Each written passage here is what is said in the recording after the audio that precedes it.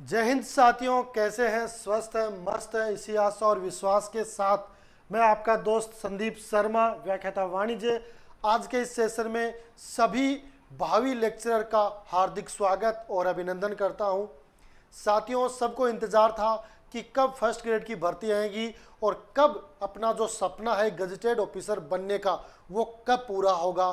तो अब वो समय आ चुका है और अब जो विद्यार्थी तैयारियों में लगे हुए हैं उनको अग्रिम शुभकामनाएं, और जो नहीं लगे हुए हैं उनके पास अब एक मौका है कि वो तैयारियों में लग जाएं, क्योंकि अब स्कूल लेक्चरर 2024-25 का नोटिफिकेशन है वो आ चुका है। और उस नोटिफिकेशन की अगर बात करें तो उसमें जो सबसे ज़्यादा वैकेंसी आई है वो हिंदी के बाद कॉमर्स की है, क्योंकि हिंदी की पोस्ट आई है 350 और कॉमर्स की आई है 340।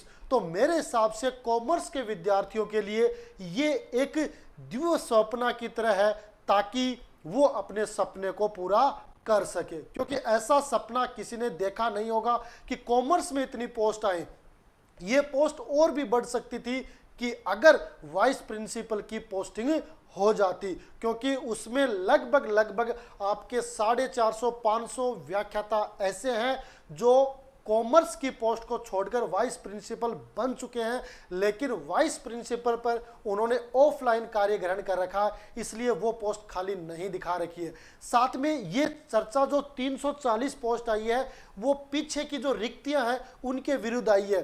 तो हो सकता है सरकार की अगर मंशा हो जाए तो इन पोस्टों में वृद्धि भी हो सकती है, लेकिन अगर इन पोस्टों में वृद्धि नहीं भी होती है फिर भी 340 पोस्ट है वो कॉमर्स के विद्यार्थियों के लिए खूब है, पर्याप्त है। जो तैयारी करने वाले हैं उनके लिए पर्याप्त है, और जो तैयारी करने वाले होते हैं उनको तो सिर्फ अपनी एक पोस्ट से मतलब होता है कि वो उस एक पोस्ट को कैसे प्राप्त करते हैं।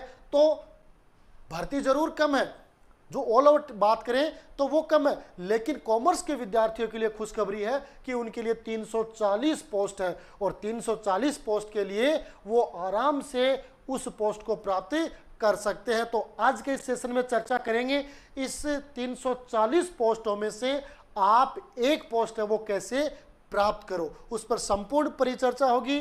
कब, कैसे और क्या पढ़ें उस पर भी अपन चर्चा करेंगे, क्योंकि अब समय बहुत ही कम बचा है। कई विद्यार्थियों के ये मन में ही रहता है कि जब नोटिफिकेशन आएगा तब पढ़ना स्टार्ट करेंगे, लेकिन देखो नोटिफिकेशन जिसका इंतजार कर रहे थे वो आ भी गया, और अब नोटिफिकेशन के बाद भी कितना समय आपको उस एग्जाम की तैयारी करने के लिए मिलता है। लगभग ये संभावना है मई जून तक ये एग्जाम हो सकती है, अगर पदों में किसी प्रकार का कोई परिवर्तन नहीं किया जाता है तो, और अगर परिवर्तन होता है तो डेट आगे भी बढ़ सकती है। इसलिए आपके पास अब एक बढ़िया अवसर है, आप अपनी तैयारियों में लग जाइए, और तैयारियों में लगोगे तो निश्चित रूप से आपको सफलता भी मिल जाएगी। ठीक है, तो स्टार्ट करेंगे आज के इस सेशन को। सबसे पहले अपन जानेंगे कि भाई इसका जो पाठ्यक्रम किस तरह का होता है, क्योंकि जो विद्यार्थी जिन्होंने कॉमर्स पहले एमकॉम कर लिया था और एक बार वो फर्स्ट ग्रेड में बैठ चुके हैं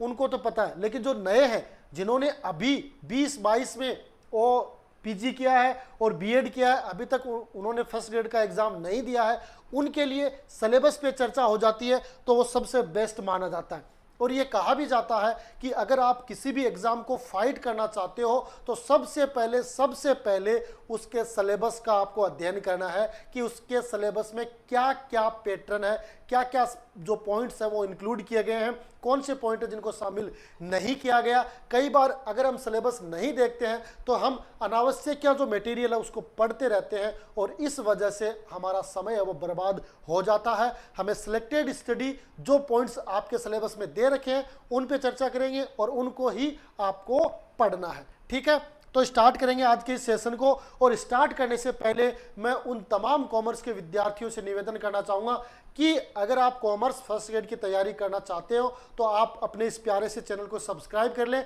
और साथ बेल आइकन को प्रेस कर दें, और साथ में ये वीडियो भी शेयर कर दें, ताकि जो विद्यार्थी कॉमर्स फर्स्ट ग्रेड की तैयारी करना चाहते हैं वो हमारे साथ जुड़ सके और उनको फ्री ऑफ कॉस्ट हम वो मटेरियल उपलब्ध करवा सके जो उनके एग्जाम के लिए फायदेमंद साबित हो। ठीक है, तो ये काम आपको अवश्य करना है। और अब स्टार्ट करेंगे आज के इस सेशन को। ठीक है, देखो पार्ट फर्स्ट, सबसे पहले सिलेबस पे चर्चा। पार्ट फर्स्ट है, पार्ट फर्स्ट में आपको पता है कि पार्ट फर्स्ट में क्या कर रखा है। पार्ट फर्स्ट में आपकी जो 11th और 12th है उसका मटेरियल आता है। किसका आता है? 11th और 12th का मटेरियल है वो आता है। क्या आता है? 11th और 12th का मटेरियल उसकी उस एग्जाम में आता है, 11th और 12th का मटेरियल। ठीक है, अब उसमें आपके सीनियर सेकेंडरी लेवल जिसे हमें कहते हैं। अब देखो कॉमर्स की इतनी भर्ती आई क्यों है? क्योंकि आप सब जानते हो अपन पीजी किससे करते हैं, कोई करेगा अकाउंटेंसी से, कोई करेगा बीएडीएम से, कोई करेगा ईएफएम से, है ना, सब अलग अलग करते हैं। और आर्ट और जो साइंस है उनमें पोस्टें सबकी अलग अलग आती है। आर्ट में हिस्ट्री की अलग है, केमिस्ट्री फिजिक्स की अलग है, केमिस्ट्री की अलग है, मैथ की अलग है ना। इसके अलावा हिस्ट्री, जियोग्राफी, पॉलिटिकल सबकी पोस्ट अलग अलग आती है। लेकिन कॉमर्स ही एकमात्र ऐसा है जिसमें सारी पोस्ट है वो जुड़ के आती है। अब इसमें कुछ नुकसान भी है और कुछ फायदा भी है। फायदा ये है कि जब भी पोस्ट आती है तो सारी पोस्ट वो जुड़ के आती है, तो जो तैयारी करने वालों के पास एक बढ़िया मौका होता है। नुकसान ऐसा है कि भाई इसमें आपको सारे सब्जेक्ट है वो पढ़ने पड़ेंगे, सारे सब्जेक्ट। जैसे आर्ट की बात करें तो आर्ट में जो हिस्ट्री वाला है उसको हिस्ट्री पढ़नी पड़ेगी, पॉलिटिकल नहीं पढ़नी पड़ेगी पेपर सेकंड के लिए, है ना। लेकिन कॉमर्स वालों को क्या है कि उसे पेपर सेकंड के लिए आपको अकाउंटेंसी भी पढ़नी पड़ेगी, आपको बिजनेस भी पढ़नी पड़ेगी, आपको इकोनॉमिक्स भी पढ़नी पड़ेगी, तीनों सब्जेक्ट आपको पढ़ने पड़ेंगे। तो ये इसका नुकसान है। फायदा है ये है कि इसकी पोस्ट आती है तो पोस्ट तीनों को जोड़ के आती है, तो ये इसका बेनिफिट है। तो ये तीन से जो आपके सेकेंडरी सीनियर सेकेंडरी लेवल है उसमें तीन ये सब्जेक्ट होंगे आपके, क्या क्या? अकाउंटेंसी, बिजनेस और इकोनॉमिक्स। अब इन तीनों के कौन कौन से टॉपिक है? पूरी बुक्स दे रखी है आपको पता है, 2 12वीं में अकाउंट चलती है, 2 आपकी इकोनॉमिक्स चलती है, 2 आपकी बिजनेस चलती है। उसी तरीके से 12वीं में 2 अकाउंटेंसी चलती है, 2 आपकी इकोनॉमिक्स चलती है, 2 आपकी बिजनेस चलती है। इस तरीके से 12 किताबें हो जाती है। इनको आप कितना पढ़ोगे, है ना, पूरा नहीं पढ़ पाओगे ना, इसलिए इसमें टॉपिक दे दिए। अब देखो वो टॉपिक कौन कौन से उस पर हम चर्चा कर लेते हैं। आरपीएससी का ये सिलेबस है जिन्होंने पहले जारी किया था, इसमें किसी प्रकार का कोई परिवर्तन आरपीएससी ने फिलहाल तक नहीं किया। जो उसका संक्षिप्त नोटिफिकेशन है उसमें इस प्रकार का कोई चेंज नहीं है।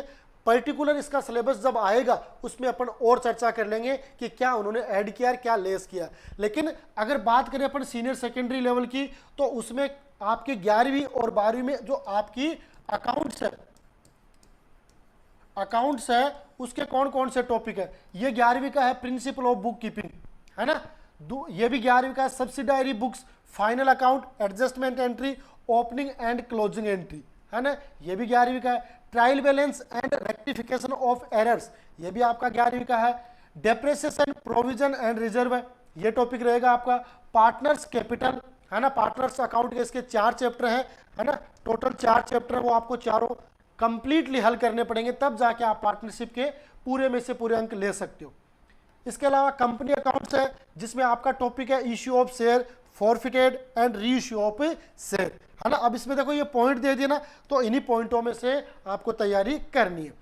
फिर दूसरा है redemption of share and debenture, ऋण पत्रों और अंशों का शोधन आ जाएगा। और इसके अलावा आ जाए कंप्यूटर इन अकाउंटिंग, ये आपके अकाउंटेंसी के टॉपिक है फर्स्ट ग्रेड स्कूल लेक्चरर के लिए। तो ये टॉपिक है, इसका जो टॉपिक है इस टॉपिक के अकॉर्डिंग आप अपने नोट्स बना के भी तैयारी कर सकते हो, तो ये इसका बेनिफिट रहेगा। आपकी जो बिजनेस है जिसे हम बीओ बोलते हैं उसमें कौन कौन से टॉपिक है। आपका बिजनेस ऑर्गेनाइजेशन जिसमें सोल, पार्टनरशिप और जॉइंट स्टॉक कंपनी का टॉपिक इसमें शामिल किया गया है। और क्या प्रिंसिपल ऑफ मैनेजमेंट जिसमें कंसेप्ट, नेचर और सिग्निफिकेंस इसमें शामिल किया गया है। तीसरा पॉइंट आता है कैपिटल मार्केट्स एंड टाइप्स जिसमें प्राइमरी और सेकेंडरी मार्केट है, वो टॉपिक शामिल किया गया है। चौथा आता है मार्केटिंग जिसमें मीनिंग, फंक्शन और रोल है मार्केटिंग का, वो आपको बीओ में शामिल किया गया है। और फिर रूरल डेवलपमेंट जिसके की इश्यू है ये आपके बीओ में शामिल किए गए। तो ये इतने पॉइंट है वो किसके हो गए, आपके बिजनेस के हो जाते हैं। किसके हो जाते हैं, बिजनेस के। तो ये आपके 5 टॉपिक मान लो या 5, क्योंकि टॉपिक में बहुत सारी चीजें मिलेगी, ये नहीं कि इतना सा याद करना पड़ेगा। बिजनेस ऑर्गेनाइजेशन करेंगे तो इसके लगभग 8 10 15 जो पेज लर्न करने वाले वो आपके सामने हो जाएंगे, है ना। अब इकोनॉमिक्स में क्या रहेंगे, जिसे हमें इको बोलते हैं।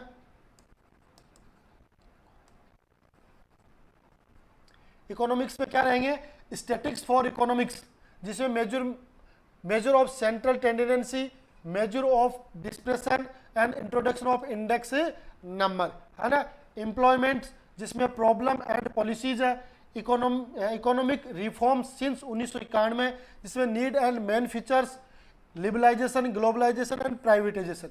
ये आपके 3 पॉइंट है, वो आपके इकोनॉमिक्स में रहने वाले हैं। किसमें, आपके सीनियर सेकेंडरी लेवल में, यानी 11वीं और 12वीं का जो ये पोर्शन है वो इतना रहेगा, क्योंकि 12वीं का वेटेज क्या रहेगा, 55 क्वेश्चन है, वो आपके सेकंड पेपर में पूछे जाएंगे। किसमें, सेकंड पेपर में आपके 55 क्वेश्चन है वो पूछे जाएंगे। तो इन 55 क्वेश्चनों के लिए आपको इकोनॉमिक्स, बिजनेस और अकाउंटेंसी तीनों सब्जेक्ट है वो पढ़ने पड़ेंगे। ठीक है, अगर आप कॉमर्स पढ़ना चाहते हो तो हमारे साथ जुड़ जाइए। निश्चित रूप से हम आपको हर वो पॉइंट है वो क्लियर करवाएंगे जो आपके एग्जाम के लिए बेनिफिट वाला साबित हो सके। ठीक है, ये 55 क्वेश्चन हो जाते हैं। इसके अलावा जो पार्ट सेकंड आएगा, पार्ट सेकंड में आपका क्या आएगा, पार्ट सेकंड में आपका ग्रेजुएशन लेवल होगा। उसमें भी आपको एबीएसटी पढ़नी पड़ेगी, आपको बीएडएम पढ़नी पड़ेगी और ईएफएम पढ़नी पड़ेगी। तीनों चीज है वो आपको उसमें पढ़नी पड़ेगी। अब इसमें कौन कौन से हैं, जो ग्रेजुएशन लेवल है उसमें आपके कौन कौन से पॉइंट है वो इंक्लूड किए गए हैं ग्रेजुएशन में। तो अब पहले बात करेंगे अपन अकाउंट्स की। जो अकाउंट्स है उसमें कौन कौन से हैं, फाइनेंशियल स्टेटमेंट, जिसमें मीनिंग एंड इंपॉर्टेंस है। Tools for financial statement analysis है। कैश फ्लो स्टेटमेंट है। कॉस्ट अकाउंटिंग का आपका मीनिंग एंड डेफिनेशन है। एलिमेंट्स ऑफ कॉस्ट है, जिसमें मटेरियल है, लेबर एंड ओवरहेड है। और ऑडिटिंग है, जिसमें ऑडिटिंग में मीनिंग एंड ऑब्जेक्टिव इसमें शामिल किए गए। अब देखो ये छोटा सा ऑडिटिंग इतना सा दे दिया ना, लेकिन अब इस ऑडिटिंग में आपके लगभग है वो ऑडिट की पूरी बुक है वो कवर हो जाएगी, है ना। पूरी बुक है वो आपकी कवर होगी। ये नहीं कि सिर्फ अपने को ऑडिट का मीनिंग और ऑब्जेक्ट देखना, दो ही चीज देखनी नहीं। ऑडिटिंग के बारे में हमें उसके जो प्रमाणन क्या होते हैं, ऑडिटिंग के अलग अलग प्रकार कौन से होते हैं, वो सारी चीज हमें पढ़नी पड़ेगी ऑडिटिंग में। तो कुल मिला के जो 6 पॉइंट है वो ग्रेजुएशन में अकाउंटेंसी के इसमें इंक्लूड किए गए। इन 6 पॉइंटों को आपको अलग अलग बुक के माध्यम से पढ़ना पड़ेगा। ठीक है, अब आपकी जो बिजनेस है बीओ है उसमें कौन कौन से हैं, द इंडियन कॉन्ट्रैक्ट एक्ट 1872, जिसमें सेक्शन है 175, वो आपको पढ़ने हैं। दूसरा कंज्यूमर प्रोटेक्शन एक्ट 2019 जो लेटेस्ट आ गया है वो पढ़ना है।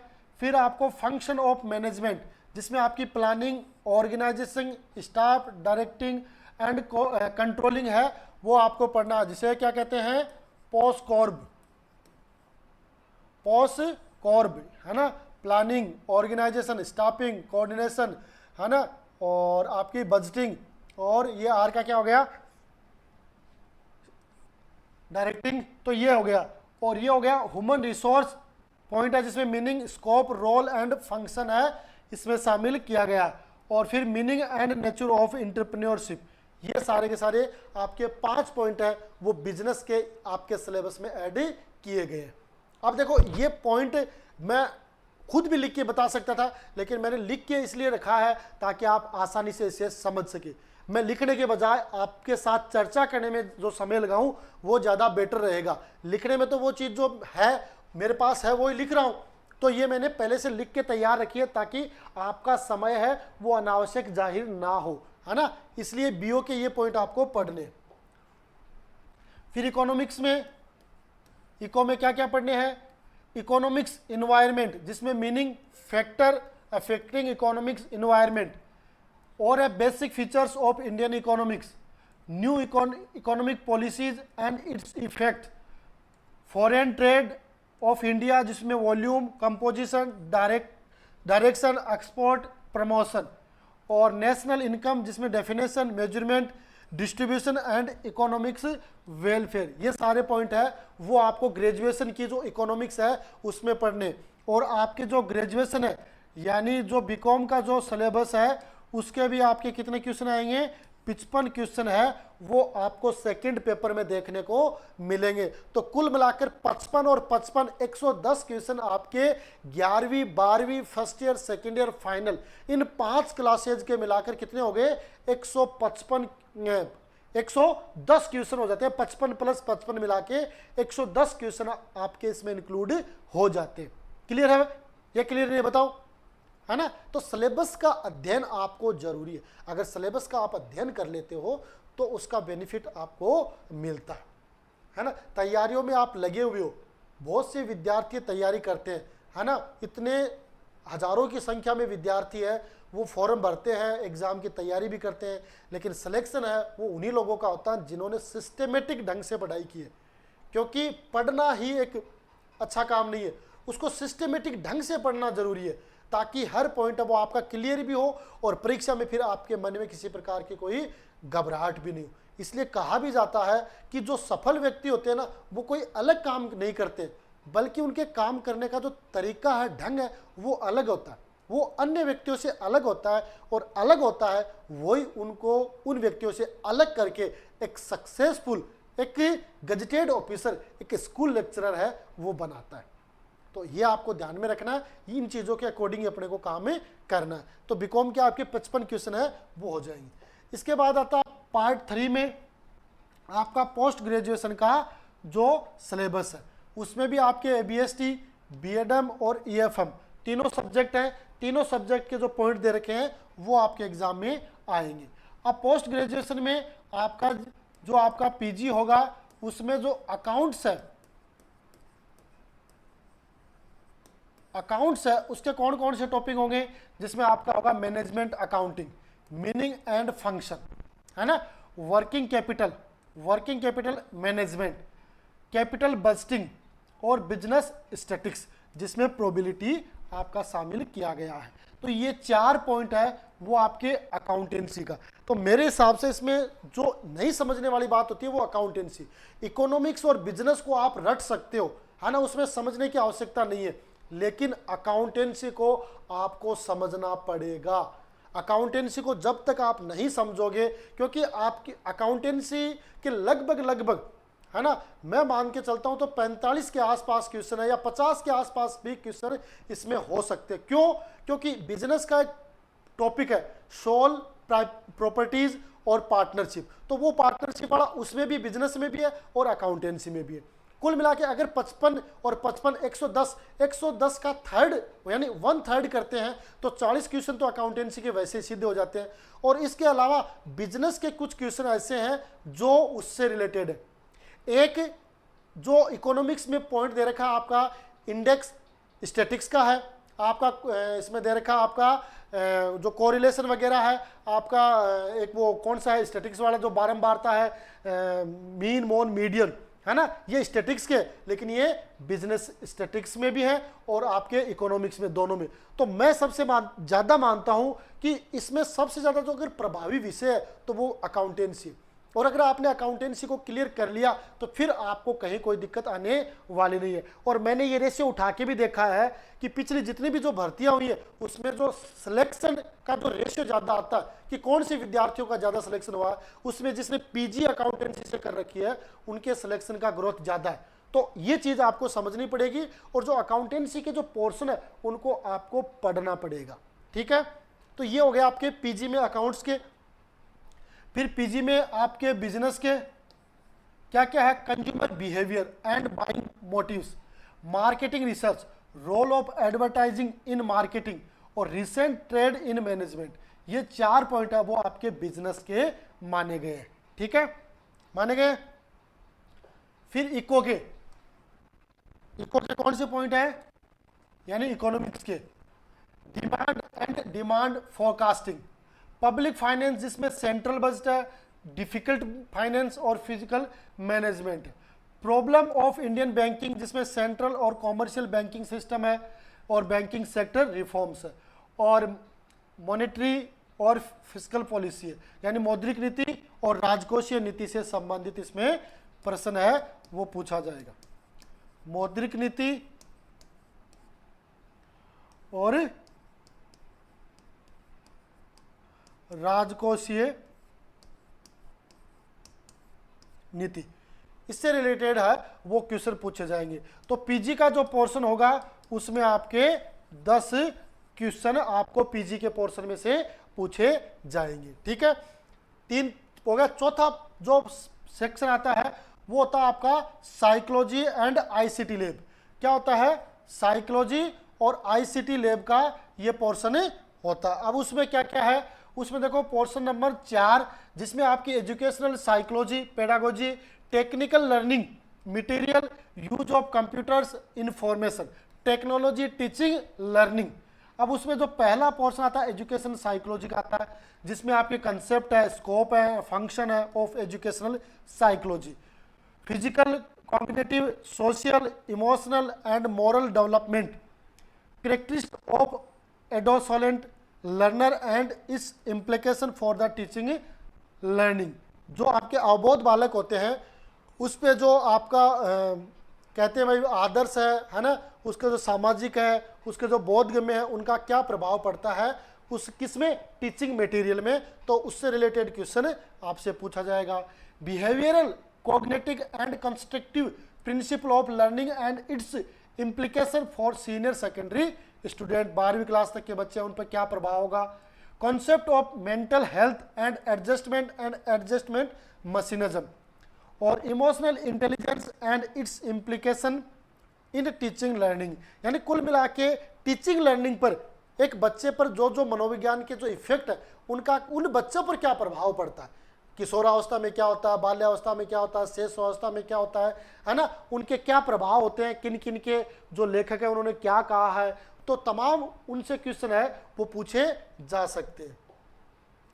सेकंड, इसी का जो पार्ट होता है वो पेडागोजी और टीचिंग लर्निंग से रिलेटिव होता है, जिसमें आपका communication skill and its use होता है, technical models, advantage, organizer, concept, attains, information processing और inquiry training, preparation and use of teaching learning material during the teaching और कोऑपरेटिव लर्निंग। आजकल देखते हो ये पेडागोजी वाला क्यों शामिल किया गया है, कंप्यूटर वाला क्यों शामिल किया गया है, क्योंकि आजकल सरकारी स्कूलों में इतना ज़्यादा मटेरियल आ रहा है, स्मार्ट बोर्ड आ रहे हैं, आईसीटी लैब आ रही है, कंप्यूटर लैब आ रही है, तो उनके माध्यम से हम प्रभावी कम्युनिकेशन के माध्यम से उन बच्चों को कैसे पढ़ा सकते हैं, कैसे उन्हें सिखा सकते हैं, वो सारी चर्चा है वो इससे रिलेटेड है। तो वो चीज़ आपको कंपटीशन एग्जाम में पूछी जाती है, फिर उनका प्रयोग आप जब अपने विद्यालय में जाते हो तो वहाँ उसका आप प्रभावी उपयोग कर सको, ये जरूरी है ना। तो इसलिए इस पोर्शन को भी इसमें शामिल किया गया है,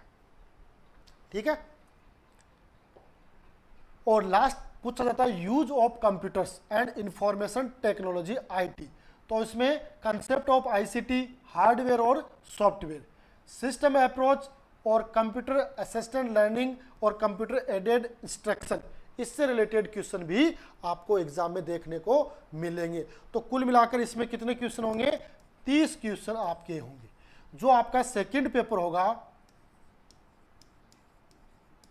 सेकंड पेपर है ना, उसमें आपके 55 प्लस 10 प्लस 30 टोटल कितने हो गए, 150 क्वेश्चन हो जाते हैं, है ना। टोटल कितने हो गए, 150 क्वेश्चन हो जाते। अब इन 150 क्वेश्चन में से यानी अब सरकार ने कितना कर दिया, कम से कम 40% आपको लेके आना पड़ेगा। तो 150 क्वेश्चन का 40% यानी कितने क्वेश्चन है, 60 क्वेश्चन है वो आपके सही होने चाहिए। इस बार ऐसा नहीं होगा, पहले क्या था कि पहले ये होता था कि जो रिजर्व कैटेगरी थे उसमें अगर कोई कैंडिडेट नहीं मिलता था तो जो कट ऑफ है वो 40 से नीचे, 30 से नीचे, 20 से नीचे चली जाती थी, है ना। लेकिन अब ऐसा नहीं होगा। सेकंड पेपर में कितने क्वेश्चन सही करने पड़ेंगे, 60 क्वेश्चन सही करने पड़ेंगे। और जो कैटेगरी वाले हैं उनको मान लो 35% है तो आपको 35% है उनको सही क्वेश्चन करने पड़ेंगे। तो 35 क्वेश्चन लगभग हो जाते हैं आपके, कितने हो जाते हैं, 52-53 क्वेश्चन हो जाते हैं। तो 53 क्वेश्चन है उनको सही करने पड़ेंगे। सही करने का मतलब क्या है, सही रहने चाहिए, क्योंकि नेगेटिव मार्किंग भी होगी। तो इसलिए कुल मिला के कट पीट के कितने में होने चाहिए, 53 क्वेश्चन या 60 क्वेश्चन है वो सही होने चाहिए। तो आप तो ये मानो ना, क्योंकि इसमें तो 60 क्वेश्चन का टारगेट मानो, लेकिन टारगेट तो कब होगा, जब आप उसके लिए क्वालिफाइड होगे। लेकिन हो सकता है कि अगर आपके सब्जेक्ट में कंपटीशन ज़्यादा टफ है तो हो सकता है इसकी मेरिट ज़्यादा भी जा सकती है। तो आपको टारगेट है वो कॉमर्स में सेकंड पेपर में 120 से 130 क्वेश्चन सही करने का टारगेट आपको लेना पड़ेगा, तब जाके आपको अपने आप को सुरक्षित महसूस कर सकते हो। क्योंकि अब कॉमर्स में भी कंपटीशन बढ़ गया है। पहले कंपटीशन थोड़ा कम था क्योंकि लोगों के पास मटेरियल नहीं था, अब आपके पास पर्याप्त मटेरियल है और आपका नोटिफिकेशन आ गया। अब आपको कैसे पढ़ना है, कैसे पढ़ना है, तो आपको एक रणनीति चलती है 8+8, है ना, 8+8+8, यानी टोटल हावर्स कितने होते हैं, 24 ओवर। टोटल हावर्स कितने होते हैं, 24 ओवर। अब वर्तमान में अगर जिस डेट को नोटिफिकेशन आया वहां से लेकर आपके एग्जाम की तिथि घोषित नहीं होती है तब तक आप इस फॉर्मूले के अनुसार चल सकते हो। 8+8 यानी 8 घंटे आपको क्या करना है, 8 घंटे आपको आराम से सोना है, 8 घंटे की बढ़िया नींद आपको लेनी है। 8 घंटे आपको जरूरी काम करना, जो भी आपका जरूरी काम हो उसमें सारे 8 घंटे आप शामिल कर लो।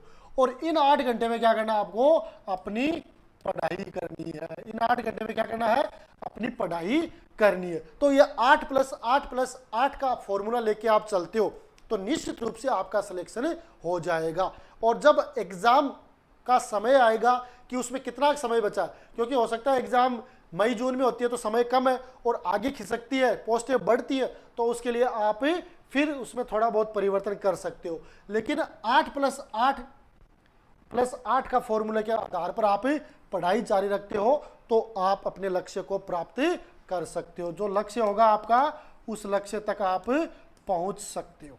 ठीक है, अब ये हो गया, ये आपका स्टडी हो गया। अब आपको इसमें पढ़ाई कैसे या जो सोर्स है वो क्या माने, है ना, इसमें कैसे, है ना। अभी कैसे में भाई कौन कौन से सब्जेक्ट को मान सकते हैं अपन, और पढ़ने का तरीका ये भी मान सकते हैं 8+8 और 8 वाला। लेकिन अब इसमें देखो एक महत्वपूर्ण बात ये होती है कि आजकल मार्केट में आपको बहुत सारे नोट्स मिल जाएंगे, ऑनलाइन क्लासेज ऑफलाइन क्लासेज मिल जाएंगी। लेकिन एक बात ध्यान रखना, आपको जो एनसीईआरटी की जो बुक है, कौन से की, कक्षा 11 व 12 की, वो पढ़नी है पेपर सेकंड में, है ना, ये पढ़नी है। इनके आपको हैंड्स नोट बना लेने। अगर आप ये हैंड्स नोट नहीं बनाते हो तो हम आपको उपलब्ध करा देंगे, हमारे इस चैनल को आप सब्सक्राइब कर लो, हम आपको उपलब्ध करवा देंगे। और बीकॉम में और एमकॉम में, अब देखो इसमें वैसे तो कोई एनसीईआरटी की बुक वगैरह नहीं चलती है, लेकिन इसमें देखो अलग अलग जो प्रकाशक है, लेखक है, सबकी अलग अलग आती है।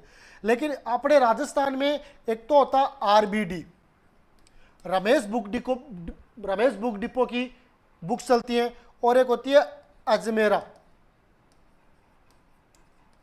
अजमेरा पब्लिकेशन की बुक चलती है। तो मेरे हिसाब से जो आरबीडी की बुक है उसकी थोड़ी सी लैंग्वेज वो बढ़िया है ना। ज़्यादातर स्कूल जो कॉलेज वगैरह होती है, यूनिवर्सिटी वगैरह होते हैं, वहाँ ये भी काम में ली जाती है। कुछ यूनिवर्सिटियों में अजमेरा वाली भी काम में आती है।